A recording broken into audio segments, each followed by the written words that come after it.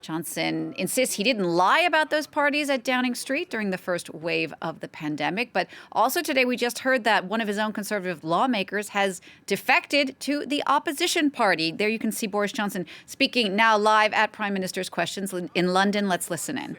Mr. Speaker, but when it comes to his view, nobody believes what you say. Can we have a little less? I want to this Prime Minister like I wanted to leader of the opposition. I want the same courtesy from both sides. Prime Minister. Yeah. Well, Mr. Speaker, if we'd listened to the right honourable gentleman about COVID restrictions, which is the substance of his question, then, Mr. Speaker, we would still be we would have been in lockdown after July. If this is the truth, if we listened to the Labour front bench in the run-up to Christmas and New Year, Mr. Speaker, we would have stayed in restrictions with huge damage to the economy. And it's because of the judgments that I've taken and that we have taken in Downing Street that we now have the fastest growing economy in the G7 and GDP, Mr. Speaker, now back up above pre-pandemic levels. And as for Bury South, Mr. Speaker, as for Bury South, let me say to the right gentleman, Mr. Speaker, by all leave, may I say to the right honourable gentleman that the Conservative Party won Bury South for the first time in generations under this Prime Minister, with an agenda of uniting and levelling up and delivering for the people of Bury South. And, Mr. Speaker, we will win again in Bury South at the next election under this Prime Minister.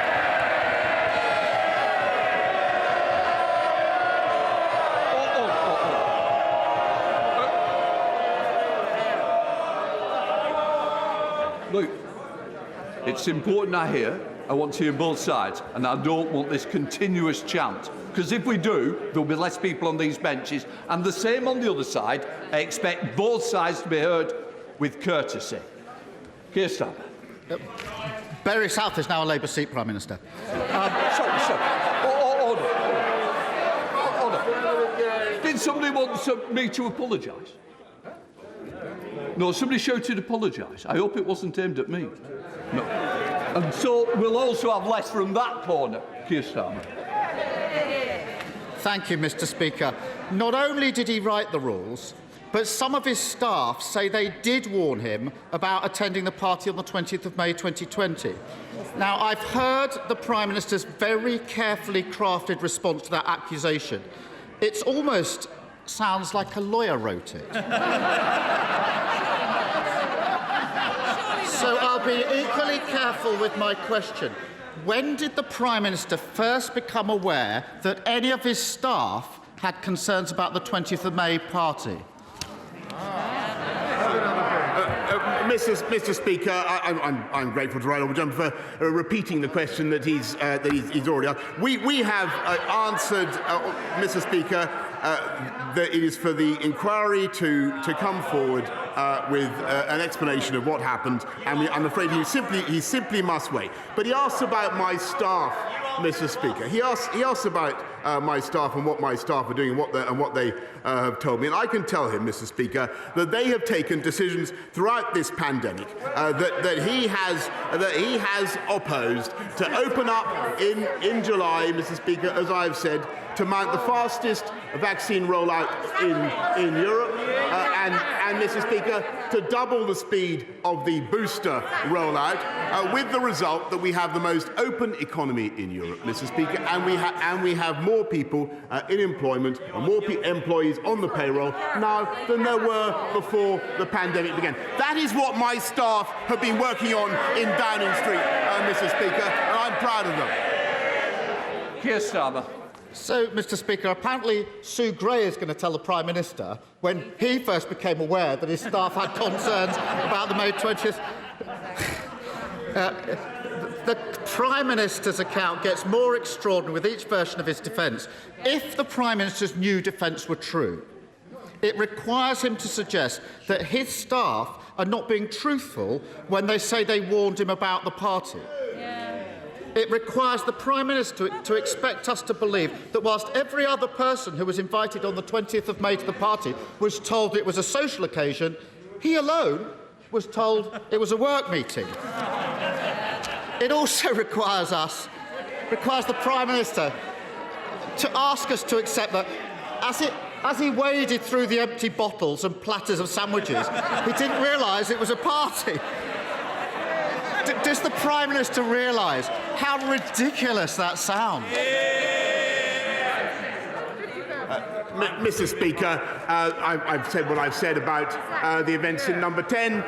He will have to wait for the report. And Mr. Speaker, I think he asks for further clarification. I think there are lots of people who are interested. I say this entirely in passing, Mr. Speaker. Lots of people are interested in the exact legal justification from the learned leader of the opposition for the picture of him drinking a pint of beer or a bottle of beer.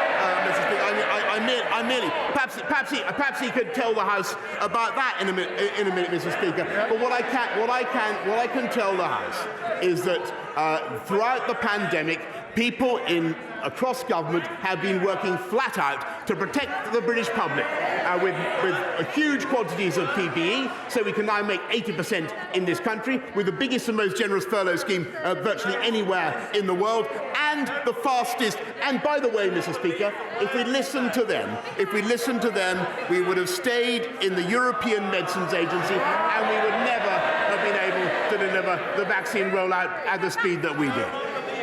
Keir Starmer. Mr. Speaker, if the Prime Minister thinks the only accusation he faces that he once had a beer with a takeaway, then Operation Save Big Dog is in deeper trouble than I thought.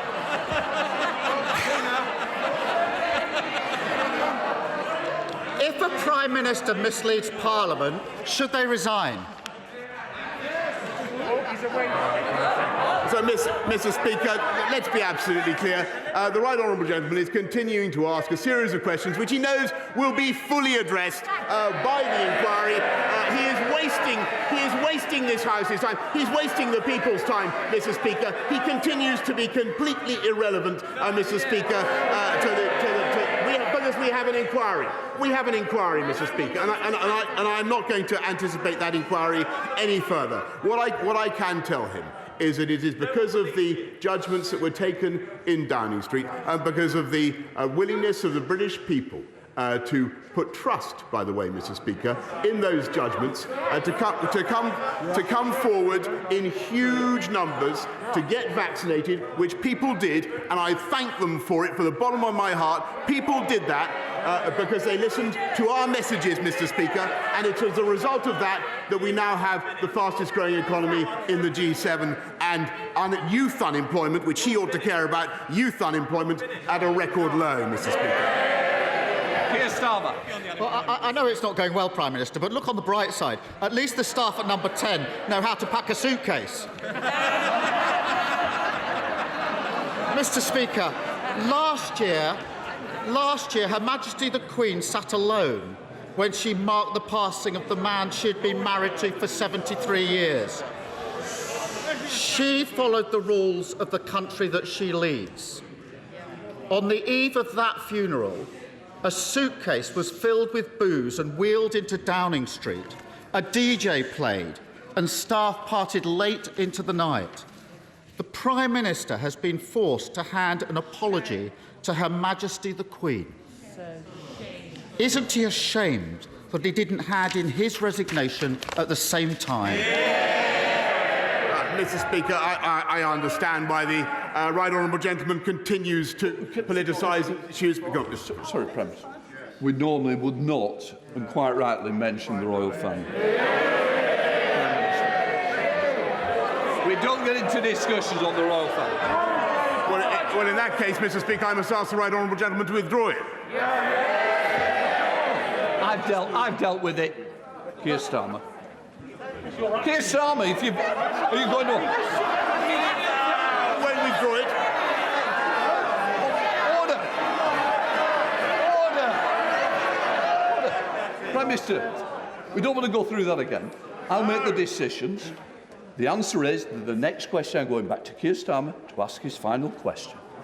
Keir Starmer. Thank you, Mr. Speaker. Whilst the Prime Minister wastes energy defending the indefensible, people's energy bills are rocketing. Yeah. Labour has a plan to deal with it. Axe VAT for everyone, provide extra support for the hardest hit, and pay for it with a one-off tax on oil and gas companies. A serious plan for a serious problem. What's the government offering? Nothing. Too distracted by their own chaos to do their job. While Labour was setting out plans to heat homes, he was buying a fridge to keep the party wine chilled.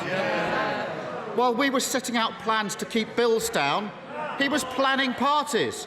And while we were setting out plans to save jobs in the steel industry, he was trying to save just one job, his own. Doesn't the country deserve so much better than this out of touch, out of control, out of ideas, and soon to be out of office Prime Minister? Mr. Speaker, I'll tell you what this government has been doing to look after the people of this country throughout this pandemic and beyond. We have been cutting the cost of living, helping them with the living wage. We've been cutting taxes for people on low pay, Mr. Speaker. We've been increasing payments for people suffering the costs of fuel. Prime Minister, look after people. Can I just say to Ronan here, our constituents wants to hear the questions and the answers. The great British public, the members of this United Kingdom which you're representing, they need to hear. Please, let's hear the questions and answers. Prime Minister. We've just been listening to Prime Minister's questions there in London. Boris Johnson getting a hammering from the Labour leader, Keir Starmer.